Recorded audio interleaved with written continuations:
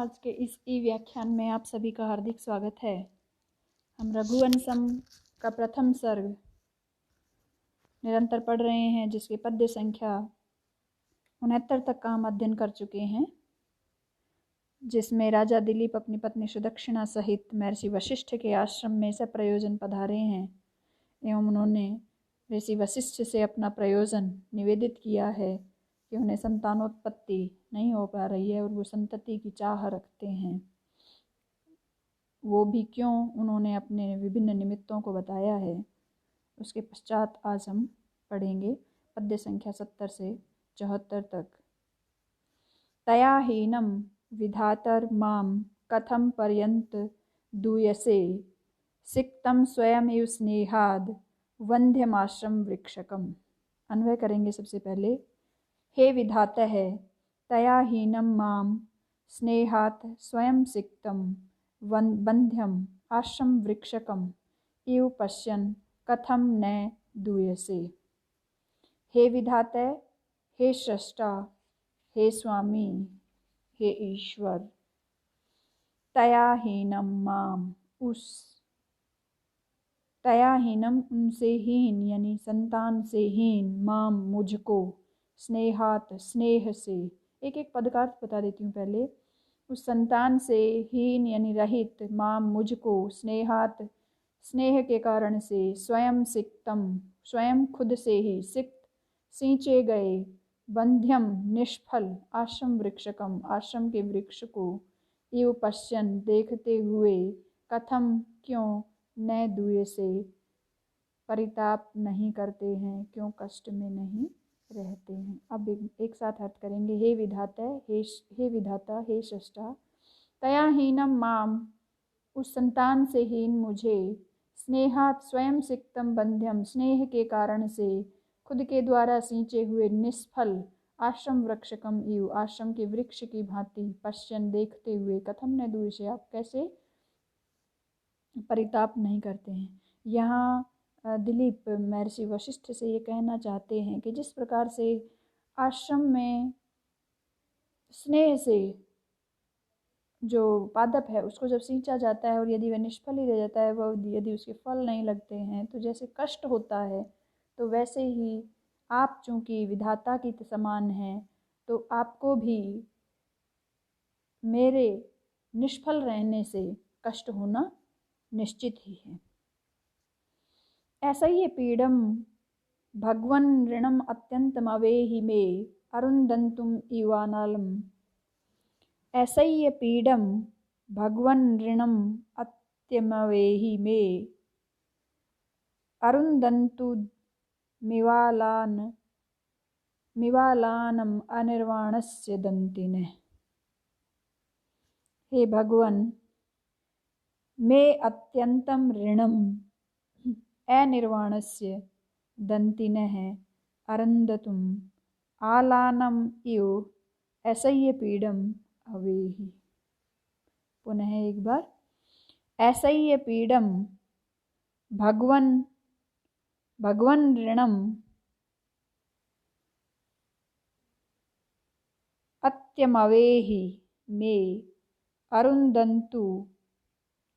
अरुंदंतुम इव आलानम अनिर्वाणस्य दंतिनः। हे भगवन, मैं अत्यंतम ऋणम, मैं अंतिम ऋणम, मेरा अंतिम ऋण। अंतिम ऋण कौन सा ऋण? मेरा पितृ ऋण को, अनिर्वाणस्य को स्नान रहित, दंतिनः अरुंदुतुम हाथी के, आलानम इव अरुंतुदम आलानम इव हाथी के। अरुंतुद कहते हैं मर्म स्थल को, हाथी के मर्म स्थल को, आलानम इव यानी बंधन जो स्तंभ है उसकी भांति, असह्य पीड़ा वाला अवेहि जानिए। यानी हे ऋषि, मेरा जो अंतिम ऋण है उस ऋण को स्नान से रहित हाथी के मर्म स्थल को दुख देने वाले बंधन स्तंभ के समान, ऐसा ही ये पीड़ा वाला जानिए। 3 प्रकार के ऋण होते हैं, ऋषि ऋण, देव ऋण और पितृ ऋण। तो जो अध्ययन अध्यापन आदि से ऋण ऋषि ऋण से ऋण हो सकता है, और यज्ञ इत्यादि से देव ऋण का, और संतानोत्पत्ति से पितृ ऋण का परिशोधन होता है। तो यहाँ पर कहा गया है कि जो मेरा अंतिम ऋण है पितृ ऋण, उस ऋण को जैसे हाथी के मर्म स्थल को दुख देने वाला जो बंधन स्तंभ है, बांधने का जो खंभा है, उसके समान जब उसको ऐसा ही ये पीड़ा होती है, यानी हाथी को जब ऐसा ये पीड़ा देने वाले बंधन स्तंभ से बांध कर रखा जाता है, तो उसी प्रकार से जैसे हाथी को कष्ट होता है, मानो वैसे ही मुझे संतान रहितता होने से कष्ट है, क्योंकि मेरा जो अंतिम ऋण है पितृ ऋण, उससे मैं उऋण नहीं हो पाऊंगा। तस्मान् मुच्ये यथा तात संविधातुं तथार्हसि इक्ष्वाकूणां दुरापे अर्थे त्वदधीना हि सिद्धये। हे तात, तस्मात् यथा मुच्ये तथा संविधातुम् अर्हसि हि इक्ष्वाकूणां दुरापे अर्थे सिद्धयः त्वदधीना। हे तात, हे पिताजी, हे पितातुल्य, तस्मात् उस पितृ ऋण से, यथा उच्चे जैसे, उस पितृ ऋण से जिस प्रकार मैं उच्चे, जिस प्रकार मैं मुक्त हो जाऊं, जिस प्रकार मैं छुटकारा पाऊं, तथा संविधातुम वैसा करने के लिए अर्हसि आप योग्य हैं। यानी मैं उस पितृ ऋण से कैसे छुटकारा पा सकता हूँ? संतानोत्पत्ति के द्वारा, तो उसके लिए आप योग्य हैं। ही इक्ष्वाकुणाम, क्योंकि निश्चय ही इक्ष्वाकु राजाओं के दुरापे, जो दुर्गम अर्थे, दुर्गम अर्थ में सिद्ध है, जो सिद्धियां हैं, त्वदधीना वो आपके ही अधीन हैं। यानी हे पिताजी, उस पैतृक ऋण से मैं जिस प्रकार छुटकारा पाऊं, वैसा करने के लिए आप योग्य हैं। क्यों? क्योंकि इक्ष्वाकु वंश के राजाओं के जो दुर्गम अर्थ हैं, उनमें सिद्धियां आपके अधीन हैं। अग्रिम पद्य। इति विज्ञापितो राजा ध्यानस्तिमितलोचनः क्षणमात्र मृषिस्तस्थौ सुप्तमेन इव हृदय। अन्वय करेंगे। इति राजा विज्ञापितः ऋषिः ध्यानस्तमितलोचनः क्षणमात्रं सुप्तमेनः हृद इव तस्थौ। इति राजा, इस प्रकार राजा दिलीप से, विज्ञापित है, विज्ञापित किया हुआ, राजा दिलीप से निवेदित किया हुआ ऋषि, यानी ऋषि वशिष्ठ, ध्यान स्तिमित लोचन है, ध्यान से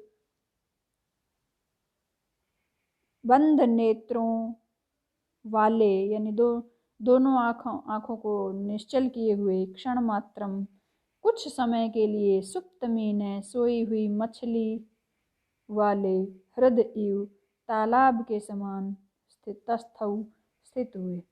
कहने का तात्पर्य है कि उन राजा दिलीप से निवेदित किए हुए जो ऋषि वशिष्ठ हैं, उन्होंने थोड़ी देर ध्यान लगाया, आंखें बंद करके वो शांत हो गए। किस प्रकार? तो यहाँ पर एक बहुत सुंदर उपमा दी गई है कि जिस प्रकार मानो जिस तालाब की सारी मछलियाँ सुप्त हो गई हों, तो वो तालाब स्थिर हो जाता है, उस स्थिर तालाब की भांति मानो ऋषि वशिष्ठ ने ध्यान लगाया।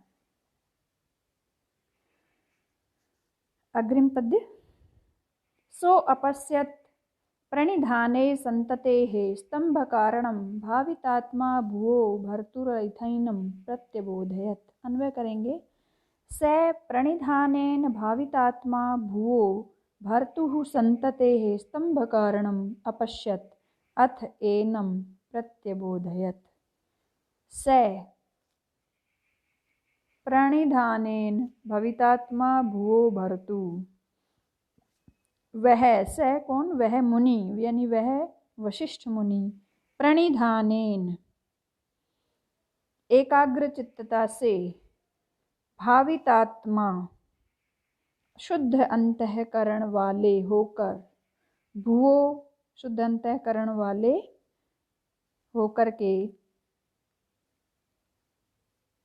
भुव है यानी पृथ्वी के, भर्तुहु पृथ्वी के स्वामी, यानी राजा दिलीप के संततेः स्तंभ कारणम, संतति में स्तंभ कारण, संतति में व्यवधान का कारण को अपश्यत जाना देखा, अथ एनम प्रत्यबोधयत और उसके बाद राजा दिलीप को बताया, प्रत्यबोधयत यानी बताया या जनाया। तो स प्राणिधानेन वह महर्षि वशिष्ठ चित्त की एकाग्रता से भावितात्मा शुद्ध अंतःकरण वाले भुवो भर्तुः, भुवो यानी पृथ्वी के, भर्तु यानी स्वामी, पृथ्वी के स्वामी यानी राजा दिलीप की, संततेः स्तंभ कारणम संतानोत्पत्ति में बाधा के कारण को अपश्यत देखा यानी उन महर्षि वशिष्ठ ने जाना, अथ एनम प्रत्यबोधयत उसके बाद राजा दिलीप को भी बताया कि क्या आपके संतानोत्पत्ति में स्तंभ का कारण है। तो ये क्या कारण उन्होंने बताया ये हम आगे के पद्यों में पढ़ेंगे, जिसमें राजा दिलीप को महर्षि वशिष्ठ बताएंगे। धन्यवाद।